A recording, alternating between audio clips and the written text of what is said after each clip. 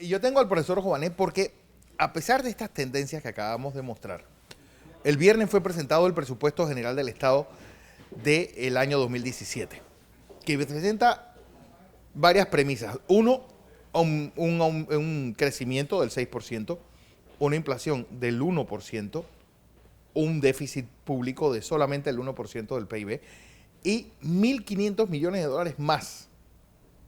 Profesor, ¿es sostenible eso? Mira, por donde anda la economía, eh, creo que de nuevo el Ministerio de Economía y Finanzas muestra una especie de incapacidad de pronóstico de la economía, porque el presupuesto del 2016, cuando lo hicieron, también hicieron el mismo supuesto, 6% de crecimiento real. La economía está creciendo en 4.6% y con signos alarmantes. Miren, por lo menos hasta abril, eh, lo que estaba ocurriendo era lo siguiente: la misma recaudación del Canal de Panamá estaba cayendo en casi 3%, 2.7%. Yo creo que la gente tal vez entienda esos puntos porcentuales como algo muy sencillo, es decir, pero por ejemplo, en crecimiento, un punto porcentual, ¿cuánto es? Bueno, mire, si no tenemos un PIB de cerca de 55.000 millones, pues cuando uno dice 1% es un... 580 Sí, millones de así dólares. es. Entonces, pero significa que no está creciendo, está decreciendo. Lo mismo pasa con zona libre. La zona libre tiene un decrecimiento del 14%. 14%. Y la otra cosa en que nosotros habíamos apostado, que es Puerto, eso es 19%. Pues para que lo pongamos en contexto, significa que en ese caso es 1 de cada 5 se perdió. Y eso es mucho. Muchísimo. Entonces, esos sectores que son los que de la llamada plataforma de servicio, donde hemos apostado a la Sí, logística, el famoso clúster del sí, canal de Panamá. entonces eso está debilitado. Eh, Incluso pues en el sector de la hotelería hay bastante desocupación del- de- de- de los hoteles. Pero, ¿verdad? La otra cosa es la construcción. Ese es el otro El otro motor motor de... de la economía. Entonces uno tiene cosas como que la producción de cemento gris bajó en 6% y la de cemento premezclado en más de 20%. Y si vamos entonces a los sectores que son para el mercado interno, bueno, la agricultura está en una situación perdiendo incluso muchos puestos de trabajo, y de las 16 ramas industriales, 9 muestran signos negativos. Entonces, ¿cómo usted va a hacer un presupuesto de una economía que está en estas condiciones diciendo, no, el otro año crece en 6%? Eso es volverse a equivocar. Pero es, uno vuelve el canal a convertirse en la gran locomotora y la ampliación del canal a convertirse tal vez en el gran generador de ingresos y el gran generador de, de reactivar, para decirlo de alguna forma, la actividad económica. Y lo raro de esto es que usted habla de rubros que decrecen, pero al mismo tiempo los precios de los alimentos crecen, lo cual se traduce en inflación. Así es. Mira, lo cierto es lo siguiente: a nivel mundial, prácticamente hay una situación que se llama deflacionista. Sí. O sea, la tendencia es más bien que los precios no suban y que los precios algunos caigan, como es el caso de los alimentos. Entonces, lo que ocurre en Panamá es que Panamá va a contrasentido. Casi una estanflación como la de los 70. Sí, va en contrasentido, y eso se debe a una cosa, o sea, eso se debe a la especulación. En el sentido de que yo creo que el caso de la cebolla es clarito. O sea, se crea una escasez, Casi suben los ficticia. precios, el importador, ¿verdad?, compra barato, vende caro. Y de hecho, yo creo que se está incumpliendo con la ley. El presidente está incumpliendo con la ley porque la ley dice que cuando uno regula los precios tiene que introducir inmediatamente, la ley lo obliga, una política que elimine las distorsiones de mercado. Y eso es lo que no se ha hecho.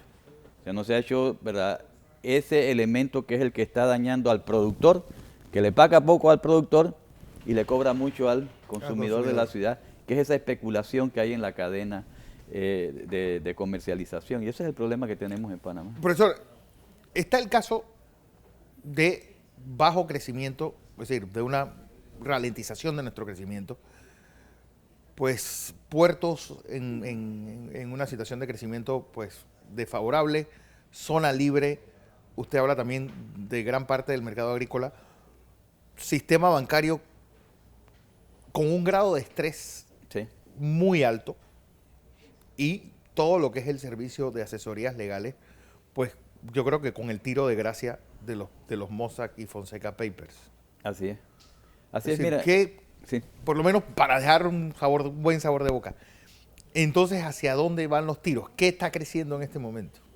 Bueno, mira, yo diría de que todavía la construcción crece, ¿no? Sí. O sea, la construcción tiene una tasa de crecimiento que todavía es relativamente buena. ¿Con obra pública o sin obra pública? Con las dos cosas, ¿no? Ujú. Pero también hay mucha queja de de las personas que trabajan en el sector de la construcción, de que no solo se trata de que la construcción pública se haya debilitado, sino que hay un exceso de burocracia Ujú. que tampoco permite que se desarrolle la construcción privada, y realmente esa es una situación difícil porque en el país la empresa privada, que es la que está marcada por el movimiento de mercado, Claro. perdió 10.200 puestos de trabajo en un solo año. Y eso, digamos, es algo que... ¿Qué crece? Bueno, creció un sector que se llama trabajadores familiares, y esos trabajadores familiares son gente que ni siquiera recibe un salario. Entonces, se está no solo reduciendo el empleo más formal, sino que además lo que está ganando es ese empleo que es de mucha informalidad. ¿Y el empleo público? El empleo público, obviamente, ¿no? O sea, eso ha seguido creciendo, pero digo, no compensa, Sí. ¿verdad?, la idea de lo que está ocurriendo con el sector. Digo, las cuentas propias, la gente tiene estrategias de sobrevivencia.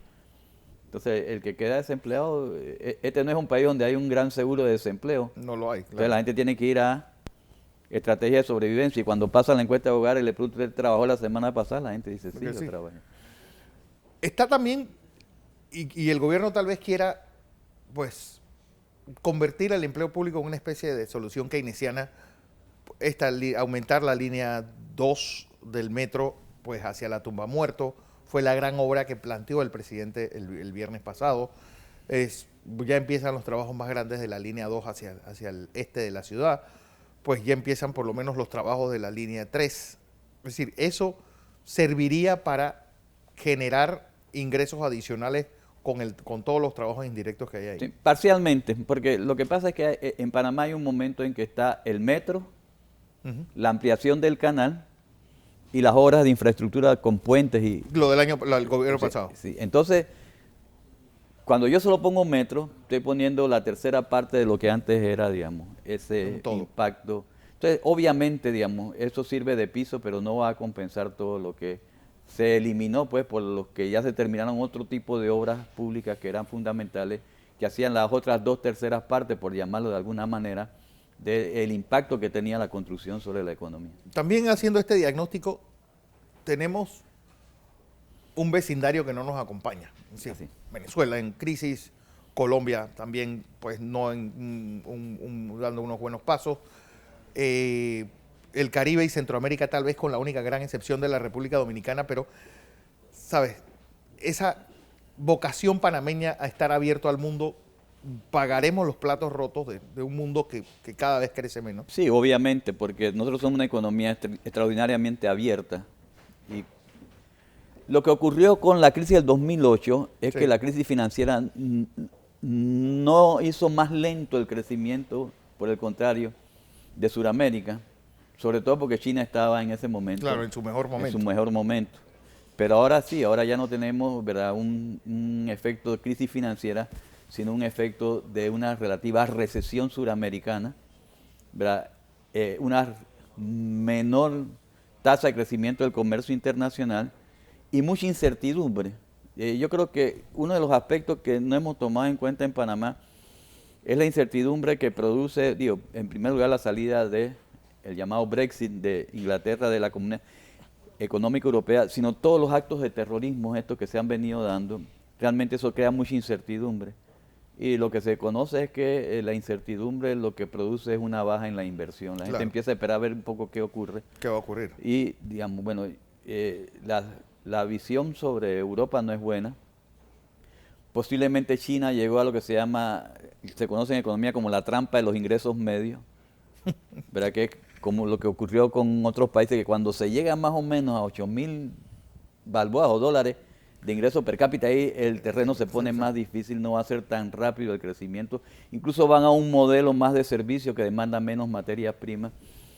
Estados Unidos, bueno, no termina, es el que le va mejor, pero está ahí también, los economistas hablan de estancamiento secular. Entonces, evidentemente, el contexto internacional no es el mejor. Bueno, a ver en qué termina la fiesta, profesor. Así es, así es. Así es.